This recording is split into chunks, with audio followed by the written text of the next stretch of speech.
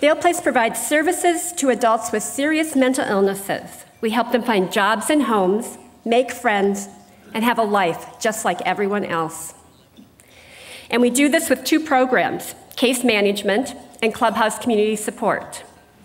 Vail Place has brought purpose, direction, and hope to thousands of adults with a serious mental illness since 1981.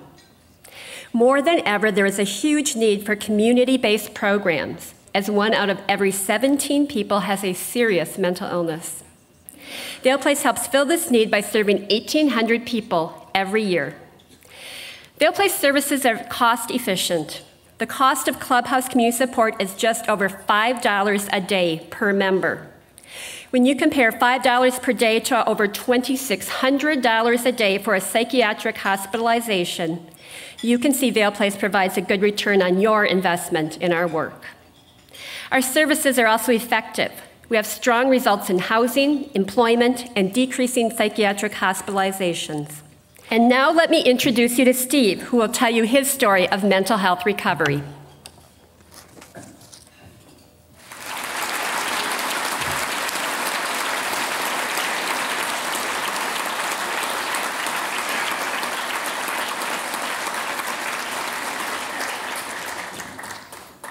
Well, good morning to you, too.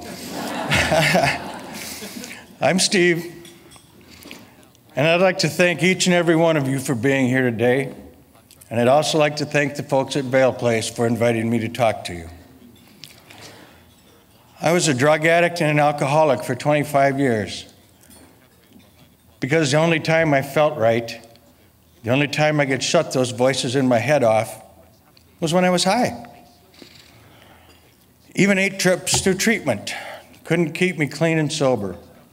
But finally, 15 years and 9 months ago, I straightened out. Why is it important to tell you this? Because so often, the symptoms of mental illness are hidden under drug and alcohol addiction. My mental illness began to surface after just a few months of sobriety.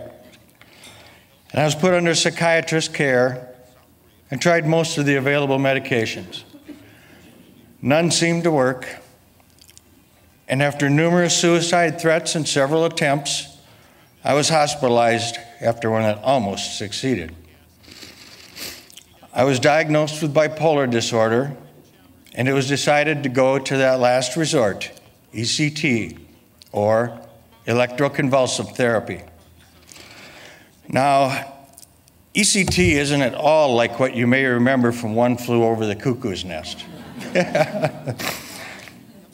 Drugs are given along with general anesthesia so that the body doesn't even convulse when the current is passed through the brain to help it produce vital hormones that it just doesn't seem able to on its own.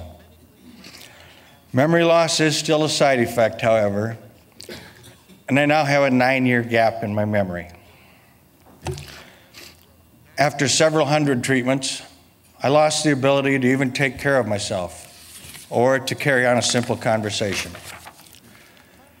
My family was told to find a nursing home for me, a good one, because that's where I would spend the rest of my life. They were heartbroken because they had watched as this once happy, outgoing, intelligent life of the party had become a virtual zombie. I was put on disability and Medicare, as that was the only way to get my very expensive medical needs met. One day, a new doctor took over my case and immediately began to cut back on the ECT and the medication. Slowly, over the next several years, he weaned me off ECT and cut my medications back from 8 or 9 down to 2. I got my old case manager back, and she pushed me to go to Vail Place. There, I received housing assistance and found an apartment and no longer had to live off of family members. When I finally started to attend Vail Place on a regular basis, my recovery blossomed as a tightly closed bud will bloom in the sunshine. I volunteered to work behind the snack bar, as all members are encouraged to give back what they can. And the results were immeasurable. I got to know a lot of the membership and had a sense of being needed and counted on. And that was so important to me because for 11 or 12 years, I had been the needy one who couldn't be relied on for anything. I was given a job counselor, and he helped me find a great job. First real work I'd had in 12 years. I also started computer training in the mentor program, where another member volunteers their time and talents to help others. I still have that same case manager, and she works with me to help me set and achieve goals for my personal growth, coordinates my care, and gives me a swift kick in the pants when I need it. My family is overjoyed because they have their son, brother, and father back once again. I'm overjoyed at the new life I've been given and filled with gratitude to God, my family, and the team that hung in there with me. Please,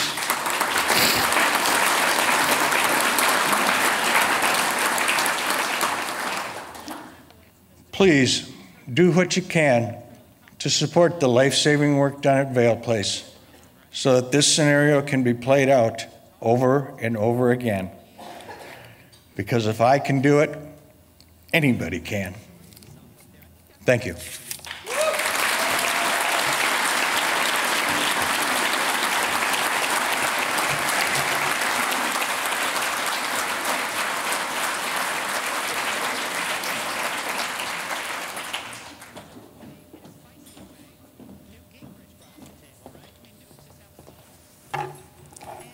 Good morning. I'm Robbie Anderson. Jeff, our only child and the only child in our extended family. Jeff received a lot of attention throughout his life. In fact, our lives revolved around him. Because he was surrounded by adults, he started talking very early and reading very early. One of the special times that we will always remember is the day that Jeff had his bar mitzvah. I still remember my speech to him that day about all the wonderful times we had had together on our many camping adventures and our fishing and skiing trips. I told him how we had watched him grow from a little boy with an insatiable curiosity to an expert fisherman, a baseball player, a baseball card collector, excellent downhill skier, and guitar player. He had a special sense of humor and a contagious laugh. He loved entertaining us with his imitations of people, which demonstrated his observation that he did have of those around us. I remember him saying in his speech that day that he hoped he would live a full life, a life that would be filled with many positive experiences. At the end of my speech, I told him that as parents, we were there to help him reach his maximum potential and give him all the love, support, and hope to celebrate many more joyous occasions together. Little did we know what the future would hold for our child. In school, his teachers reported that he daydreamed often and had difficulty focusing. Attention deficit was ruled out after testing. He did begin having some difficulties building relationships and socializing with other children. I recall having conversations with the social workers and counselors to find out what kinds of things we could do to help Jeff. I left most of those meetings discouraged with few suggestions or ideas. However, from the time he was 13, he always had a girlfriend. They were crazy about this good-looking kid who was an athlete and played the guitar. When he was 17, his behavior began to go downhill. He became aggressive at home, seemed to have a lack of motivation, and had difficulty with emotional connections. He began smoking marijuana at the age of 18 and experimenting with other drugs. We assumed this was all part of teenage rebellious behavior. And then, when our 19-year-old son came home from his second year in college, my husband and I realized there was something terribly wrong. His behavior this time had become intolerable. His anger and rage were out of control at times. He was volatile and explosive, aggressive and controlling. He was paranoid and suspicious. He had difficulty with listening and communicating. He would say he didn't understand what we were saying. He constantly told me that I looked very weird and that he could control my mind. He was delusional.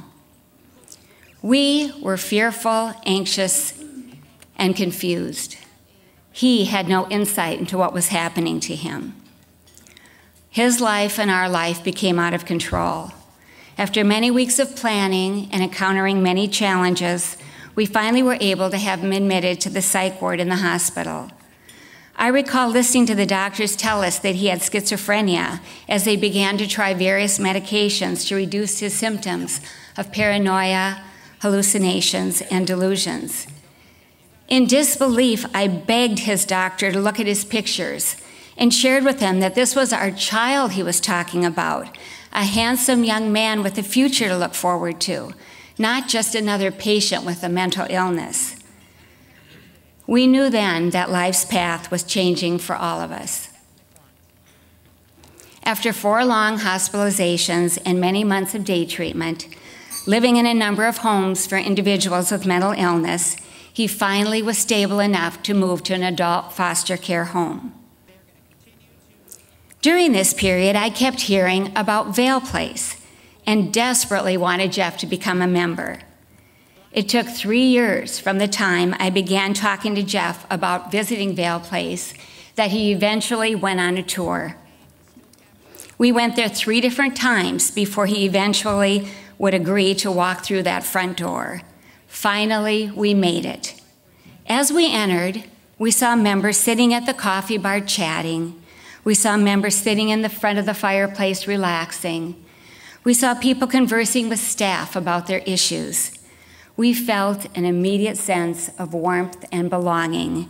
It all felt so right. When Jeff initially became a member of Vail Place, he had no motivation to find a job, which was one of his goals.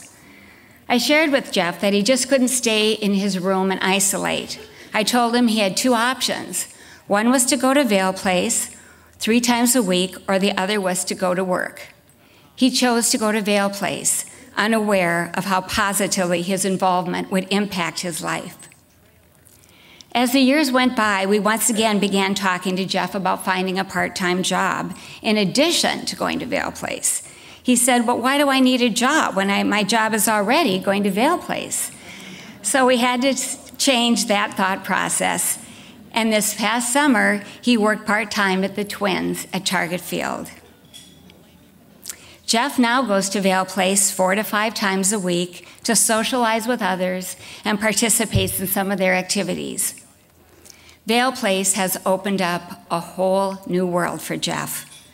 He enjoys sitting at the coffee bar. He looks forward to the annual downhill ski trip to Afton Alps. He likes playing pool with his peeps, as he calls his buddies. He enjoys eating lunches there. He loved going on the rides at Valley Fair with his buddies. He looks forward to the annual Tour de Vail and the annual picnic to play softball. And more than anything, he loves playing softball every summer for the Vail Place team. There's so much that I've learned on this unexpected journey. I've learned that taking baby steps can lead to big leaps. Every year, he takes a few new steps to become more engaged in the community and in activities. At the beginning of his illness, he couldn't sit in a room with 2 people for more than 5 minutes.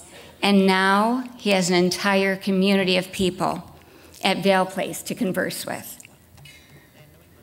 Over these past years, I've often thought about where would Jeff be and where would I be without Vail Place. As a mother of a child with a serious mental illness, there is no greater joy than experiencing the positive transformation from total isolation and paranoia to engaging with people and feeling the sense of belonging that Vail Place has provided to him. What if Vail Place didn't exist? It would mean that my son wouldn't be connected to a community of people that he feels comfortable and safe with. If Vail Place didn't exist, my son wouldn't have an opportunity to participate in the activities he otherwise would have no access to. If Vail Place didn't exist, it would mean that my son wouldn't have a reason to get up in the morning. If Vail Place didn't exist, it would mean that my son would not have learned to take public transportation to get there every morning. If Vail Place didn't exist, it would mean that my son wouldn't have had a case manager to support him and unobtrusively help him on his journey. If Vail Place didn't exist, my son would not have developed and grown into the person he is today. Jeff has been stable for 9 years. He continues to live in an adult foster care home with 3 other men with mental illness. He is very comfortable and happy there. He has come a long way from where he began 13 years ago. Life is still very challenging for him and for us, but we all continue to learn, grow, and work on accepting the journey we are on together. Even though Jeff's life has been volatile, what has remained a constant is that Vail Place is there to help in so many different ways. We need to continue to support this invaluable organization that has impacted so many lives.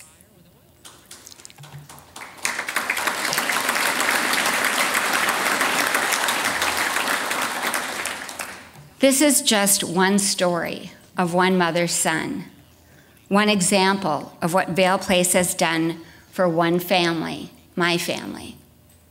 I know that there are many more positive life-changing stories like ours. Thank you all for listening to our story.